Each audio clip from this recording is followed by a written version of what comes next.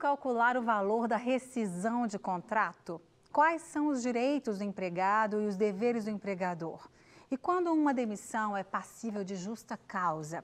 Para responder estas e outras perguntas, eu recebo o advogado especialista em Direito do Trabalho, Conrado Di Mambro. É italiano, Conrado? Italiano. Muito prazer ter você aqui. Prazer Obrigada é todo mais meu, uma vez. Primeira vez que você vem, né? Sim, sim. Bem-vindo. Então você é descendente de italiano. De italiano. Que bom.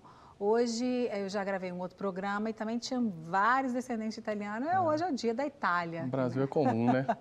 Fora a cozinha, que vai ser totalmente mineira, né? Sim, mineiríssima sim. Ali, mas é... Um encontro de não tem? nacionalidades, de cultura, é com certeza. Programa globalizado, que bom. Mas muito obrigada, doutor Conrado, por ter vindo. E é um assunto que geralmente gera muitas polêmicas, muitas dúvidas, na verdade. Sim. Não polêmicas, mas dúvidas. As pessoas ainda têm muitas dúvidas sobre esse assunto.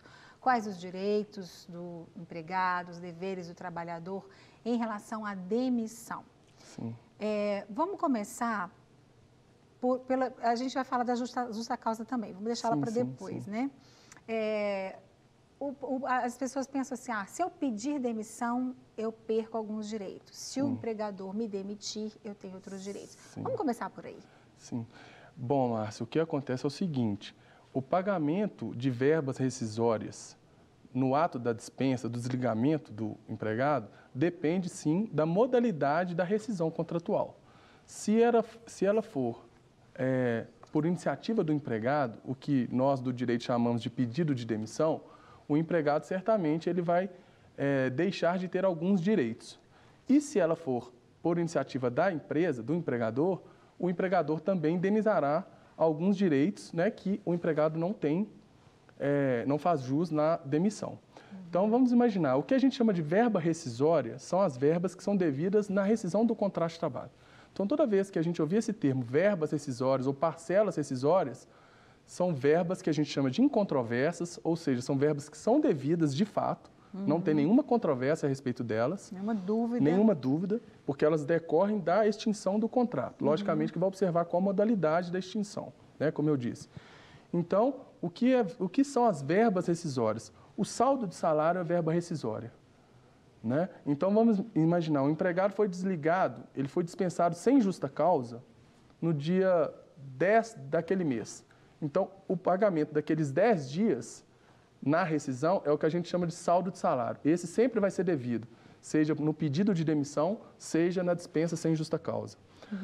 O 13º proporcional, ou seja, cada mês que o empregado trabalha, cada 15 dias que ele trabalha dentro daquele mês, ele ganha 1/12 daquele 13º daquele ano. Né? Então, vamos imaginar, nós estamos no mês de agosto. Se o empregado for desligado no dia 20 de agosto, por exemplo, ele vai ter direito a 8/12 de 13º, que é o que a gente chama de 13º proporcional. Esse também vai ser devido tanto no pedido de demissão quanto na dispensa sem justa causa. As férias proporcionais ou vencidas, se houver, né, porque às vezes o empregado já trabalhou mais de um ano e ainda não gozou férias. Por exemplo, um trabalhador dispensado com 1 ano e 2 meses de contrato, ele vai ter férias vencidas, daqueles 12 primeiros meses, e 2/12 proporcionais. Mais proporcional. Então, essa também, as vencidas ele sempre vai receber, independente se pedido de demissão ou sem justa causa. As proporcionais também. As proporcionais só não serão devidas na justa causa, que a gente vai falar um pouquinho mais adiante. Tá. Então, se ele já tiver tirado aquelas férias daquele ano, ele vai ter só vai receber só a do proporcionalidade, certamente, na rescisão, porque vão ser férias indenizadas, né, e não gozadas.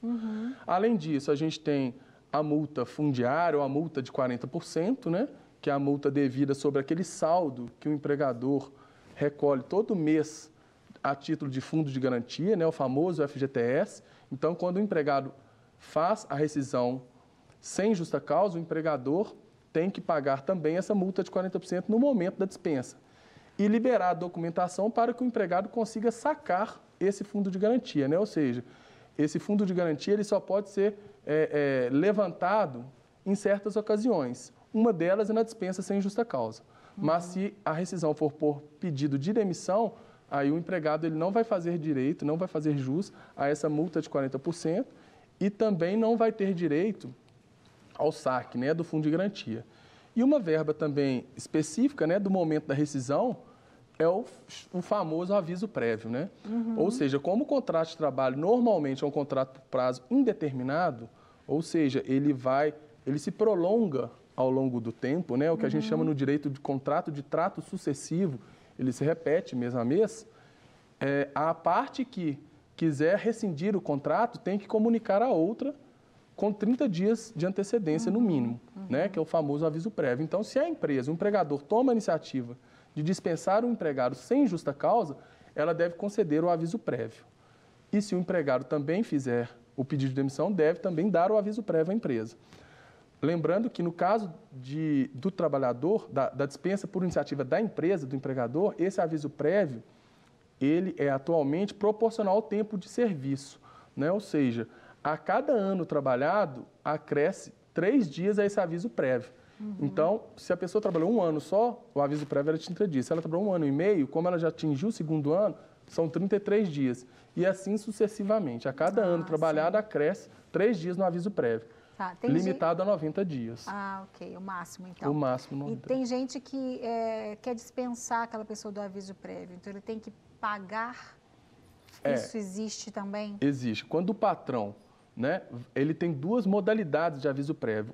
O aviso prévio que a gente chama no direito de indenizado, ou seja, eu chego para o meu empregado hoje e falo assim, ó, eu estou te dispensando dos serviços hoje, o aviso prévio, que seria os 30 dias seguintes que você teria que trabalhar, eu te dispenso e vou indenizá-lo na rescisão.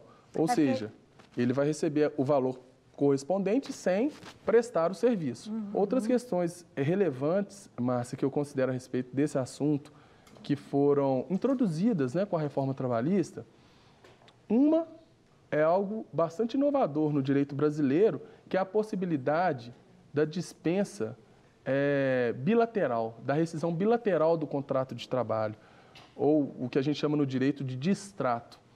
É aquela hipótese que o empregado quer pedir demissão, ele quer sair da empresa, ele tem o interesse de sair da empresa, mas ele não deseja fazer o pedido de demissão formal para não perder direitos.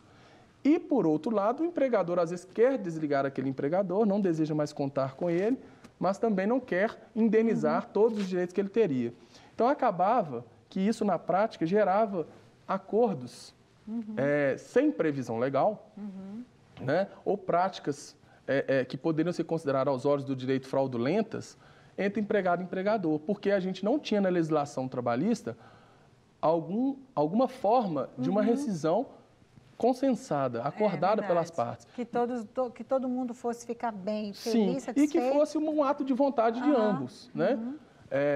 Então, após a reforma trabalhista, que entrou em vigor, como eu disse, em novembro do ano passado, hoje a legislação estabelece a possibilidade de fazer uma rescisão bilateral. E qual que é a consequência disso? O saldo de salário, as férias vencidas e o 13º, proporcionais, o empregado receberá. Porque esse a gente viu que não depende da modalidade de dispensa. Se for dispensa sem justa causa ou demissão, essas 3 verbas rescisórias, o empregado faz jus a elas. Agora, o aviso prévio, a gente viu que se o empregado pede demissão, ele tem que dar o aviso prévio. Se o empregador quer dispensá-lo, tem que dar o aviso prévio. Então, a lei falou assim, ó, o aviso prévio, se ele for indenizado, divide pela metade. E a multa de 40%, idem, do fundo de garantia. Se o empregador pede demissão, ele perde o direito. Se o empregador faz a dispensa, ele tem que pagar. Então, o legislador falou assim, ó, o aviso prévio, se indenizado, e a multa de 40%, esses serão pagos pela metade. Vocês vão dividir a razão. Que bom. E, além disso, o empregado ele só consegue sacar 80% do fundo de garantia, do saldo que está recolhido no fundo de garantia, e nessa modalidade de rescisão do contrato de trabalho por acordo entre as partes, ele não se habilita ao programa do seguro-desemprego. Porque o programa do seguro-desemprego, a finalidade dele é proteger aquele trabalhador que encontra-se em situação de desemprego involuntário. Né? É aquela pessoa que está desempregada involuntariamente. Nessa modalidade de rescisão, ele quis. Ele desejou. Né? É lógico que ele teve que contar com consentimento, foi algo concordado, consensual. Mas teve a manifestação de vontade dele, portanto, ele não se habilita ao seguro-desemprego. Não quer ficar um segundo por fora da nossa programação? Agora você pode nos acompanhar através das plataformas digitais. Não perca tempo. Acesse, curta e siga-nos. Fique por dentro de tudo o que acontece por aqui. Rede Super, inspirando você.